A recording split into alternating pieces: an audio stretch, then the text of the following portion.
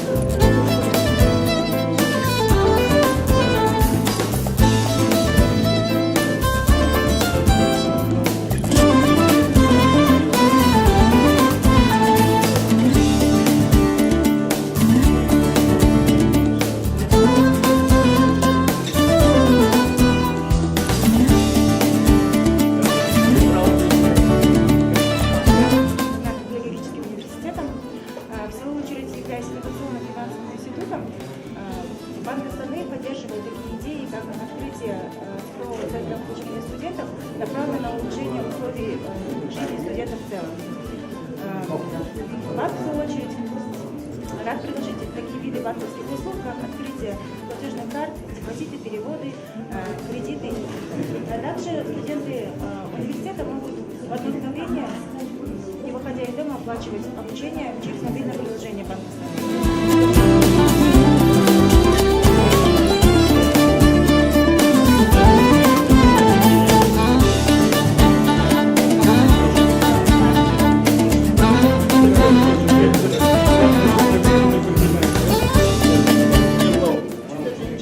Женщинадан көрі чудо университет тұрғанда сұхбаттасып.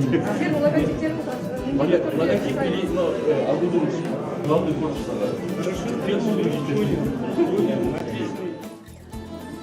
Қазақстан Республикасы тұңғыш президенті күні мерекесінің қарсаңында Абай атындағы Қазақ ұлттық педагогикалық университетінің студенттері үшін тағы да бір ерекше жаңалық болып жатыр.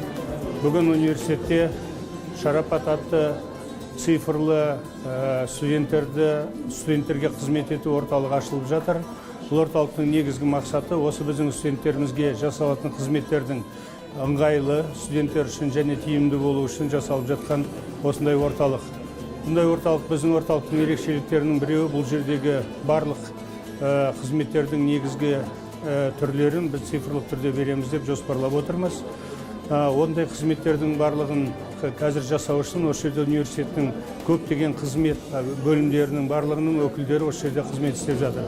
Ол тіркеу офисі болсын, студенттер бөлімі, экономика және қаржы департаменті, сонымен бірге паспорттық стол және басқа қызметтердің барлығын студенттер осы бір жерден алуына болады. Академиялық ұтқырлық жағына және өзінің келісімшарт жасайтындағы өзінің әртүрлі кеңестердің бәрін осы жерден алуға болады. Аумағы 200 шаршы метр жерде біз қазір осындай орталықты ашып жатырмыз. Бүгіннен бастап бұл орталық студенттерге қызметін көрсететін болады. Бүгін мынау Абай атындағы Қазақ ұлттық педагогика университетінде студенттер үшін, студент жастар үшін ашылып жатқан дүние өте көңілге қонымды. Атап айтатын болсақ, қазіргі мемлекеттік қызметті максималды түрде қолжетімді қылу ол біздің негізгі тапсырмалық міндеттеріміздің бірі болып келеді. Сондықтан да бүгін студенттер уақытын босқа жоғалтпай, керек мәселелерін осы орталықта ақпараттық түрде шешетін болады. Яғни кез келген өзіне қатысты құжаттарды, ақпаратты, тіпті анықтамаларды барлығын осы жерден қысқа мерзімде тез жедел дейді ғой, алуына мүмкіндік туады. Сонымен қоса біз көріп отырмыз, қазір ақпараттық қоғамның элементтерін дұрыс пайдаланып, электрондық жүйеде бірнеше банктердің және де мемлекеттік институттардың осы жерге тарту арқылы мемлекеттік қызметті одан ары қарай қолжетімді қылып отыр. Мысалы, тек қана Медеу ауданында 20 мыңнан аса студент болатын болса, ол біздің аудан үшін бұндай дүние таптырмайтын дүние. Сондықтан да мен ойлаймын, бұл бастама басқа да университеттерге бәсекелік қоғамда түрткі болады. Өйткені әрбір студент ол осы университеттің қызметін алушы. Сондықтан да оларға максималды түрде ұсынылатын қызмет көп болу керек деп білем. Және бүгінгі әрбір азамат осының тиімділігін пайдалана отырып, басқа әріптестеріне айтып, келешекте бұл жүйенің жүйелі жұмыс істеуіне одан ары қарай қызмет ете береді деп, көмектеседі деп. Сондықтан да Тахир Оспановичқа бүгінгі бастамасына үлкен алғыс айтамыз. Медеу ауданы қашанда жаңашыл бастаманың, креативті идеяның орталығы бола білген. Қаншама ғылым мен білім ошақтары орналасқан 5 жоғары оқу орын, 5 орта білім оқу бел, тіпті 28 мектебіміз бар. Біздің аудан үшін бұндай дүниелер көптеп қажет. Жылда біз әрбір университеттегі жасалып жатқан жұмыстардың жаңашылдығына мән береміз.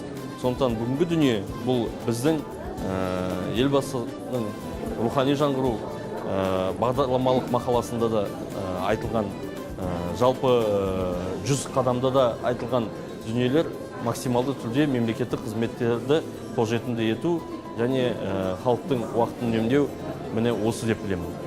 Бүгін мына біздің қара шаңырағымыз Абай атындағы Қазақ ұлттық педагогикалық университетімізде үлкен бір шара өткізіліп жатыр.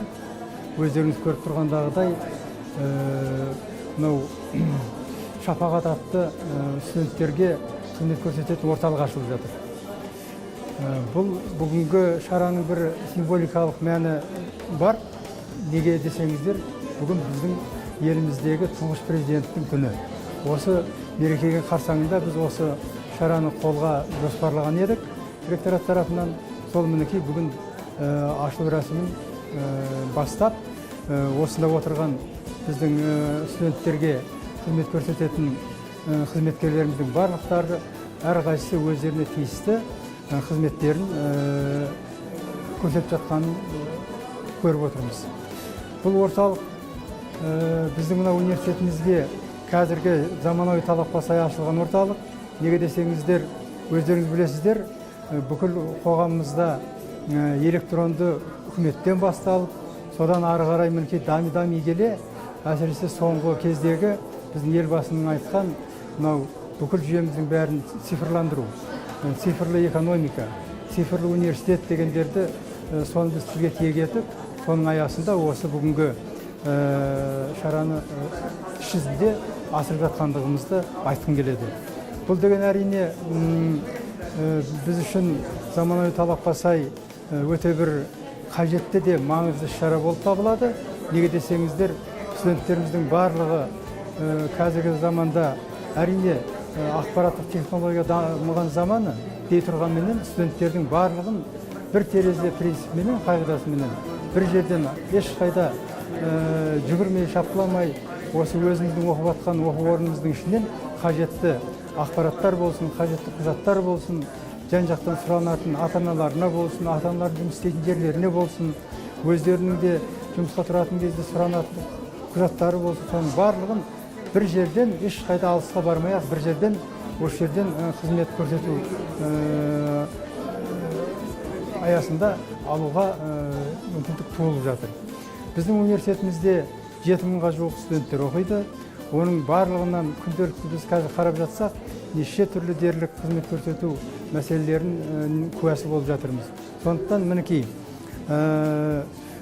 осы жоспарлы түрде іс жүзінде асырып жатқан шараларымыз, бұл ойлаймын біздің бастамамыз. Неге десеңіздер, бұйыртса осы келесі жылы Қара шаңырағымыздың 90 жылдық мерейтойын өткізгелі жатырмыз. Осы 90 жылдық мерейтой қарсаңында дәл осындай жаңаша талапқа сай заманауи іс-шараларымыздың жоспарланған, соны осылай кезең-кезеңменен іс жүзіне асыруға дайын екендігімізді айтқым келеді. Бүгін Шапағат студенттік қызмет көрсету орталығының ашылуына мен 4-ші курс студенті, президенттік шәкіртақы иегері Инабат Нартайқызы келіп отырмын. Елбасымыз өз жолдауында еліміздің ертеңі болашақ жастардың қолында деген болатын. Біз жастар бақытты ұрпақпыз. Себебі біз кешегі елі үшін қанын төгіп, жанын пида еткен батыр бабалардың ұрпағымыз. Біз кешегі оян қазақ деп ұрандатқан Міржақыптың, қараңғы қазақ көгіне өрмелеп шығып кім болам деген Сұлтанмахмұт Торайғыровтың, мен жастарға сенемін деген Мағжанның ұрпағымыз. Ең бастысы біз тәуелсіз елдің ұрпағымыз. Елбасымыз рухани жаңғырту болашаққа бағдарламасы бойынша табысты болудың ең басты факторы білім деп көрсеткен болатын. Ал білімді ұрпақ бар жерде еліміздің мәртебесі, еліміздің көк туы төмен түспек емес. Осындай сапалы білім алып жатқан мен өте бақыттымын. Себебі мен өте сапалы білім беретін 90 жылдық тарихы бар ең алғашқы тұңғыш университет қазыпудың түлегімін. Және де осындай еліміздің ертеңі білімді ұрпақ тәрбиелеуде аянбай еңбек беріп, білім беріп, осындай әртүрлі орталықтар ашып жатқан еліміздің университетіміздің ректоры Балықбаев Такер Оспанұлына және де университетіміздің әкімшілігіне, оқытушыларына алғысымды білдіргім келеді. Для обеспечения учебно-образовательных, социально значимых юридических и финансовых услуг по принципу одного окна создан студенческий цифровой центр «Шапағат» Казахстанского национального педагогического университета. Как вы знаете, вся эта задача, все эти функции, все эти задачи предназначены для услуг студентов в образовательном процессе. Студент, который приходит сюда, получает информацию, не дожидаясь времени, по принципу одного окна.